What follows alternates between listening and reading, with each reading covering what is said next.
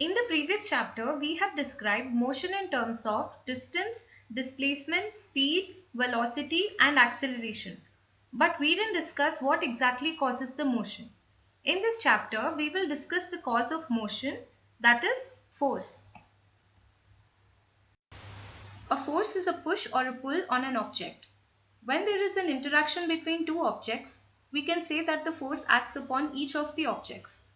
When the interaction stops, the two objects no longer experience force. No one has ever seen, tasted or felt force, but we can always see or feel the effect of force. You must have studied effects of force in your earlier classes. Force can change the position of an object. That is, when you kick a football, it gets displaced. Force can change the direction.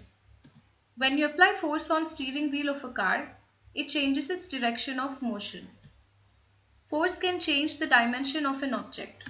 When you squeeze a tube of toothpaste, its dimension changes. Force can result in change in velocity. That is, it can make the object move faster or slower.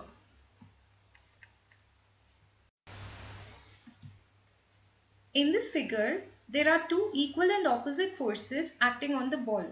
That is, force of gravity acting in the downward direction and the ground is exerting a reaction force on the ball. These forces are equal in magnitude but opposite in direction. These two forces cancel each other out. We can say that the forces are balanced in this case. Same is the case with figure B. Each team is pulling with equal force but in opposite directions. Neither team can make the other team move. So the team on the left is applying a force of 300 Newton. Let that be F1. And the team on the right is applying a force of 300 Newton, but in the opposite direction. So F2 will be minus 300. Now if we calculate net force, the answer is 0. When the net force, that is the sum of forces acting on an object, is 0, the forces are balanced. Balanced forces don't cause a change in motion.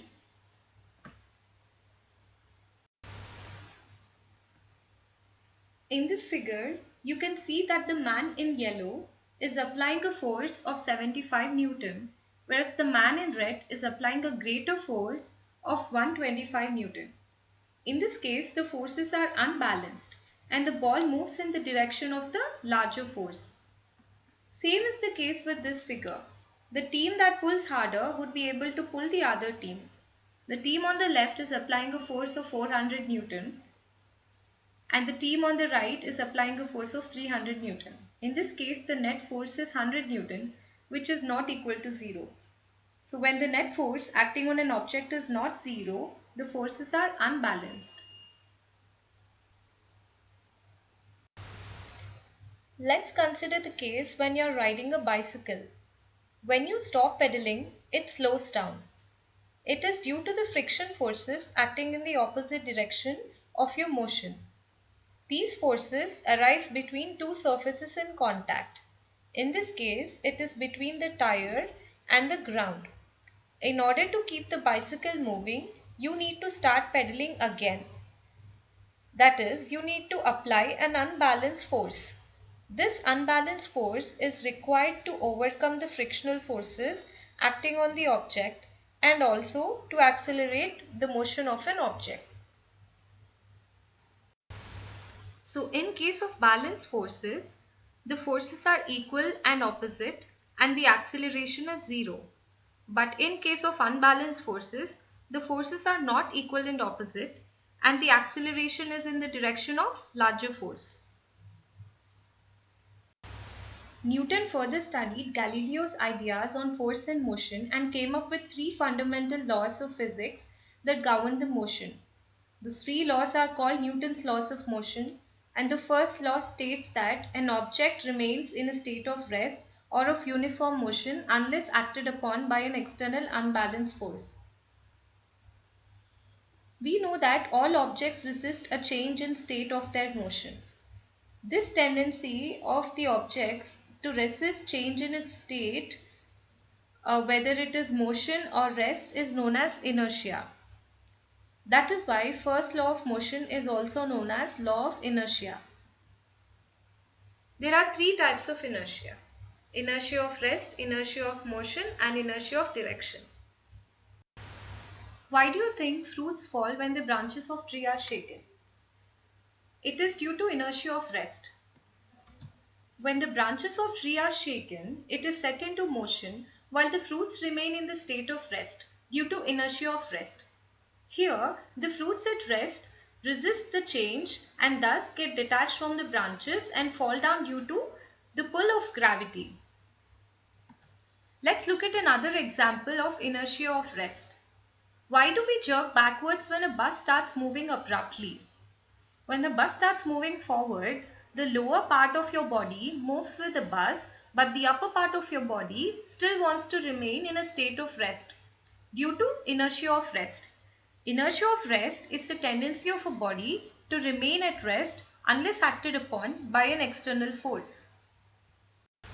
Now let's look at an example of inertia of motion.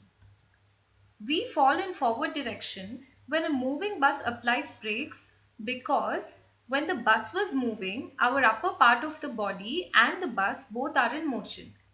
And when the bus applies brakes, our body tries to be in motion because of inertia of motion and experiences a forward push.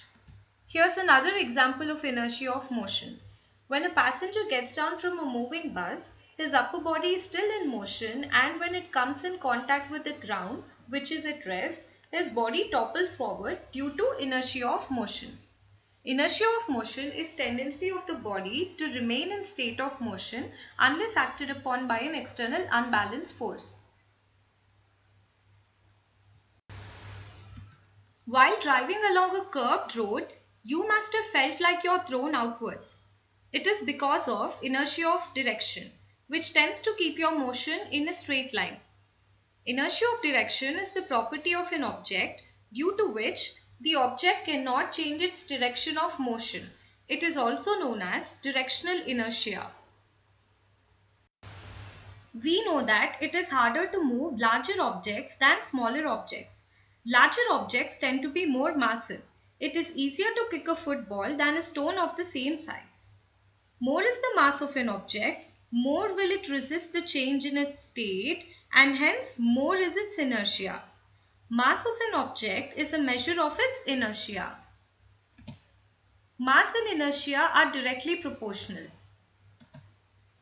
Does a bowling ball and a tennis ball have the same inertia? Answer this in your journal. Let's do a quick recap on what we have learned.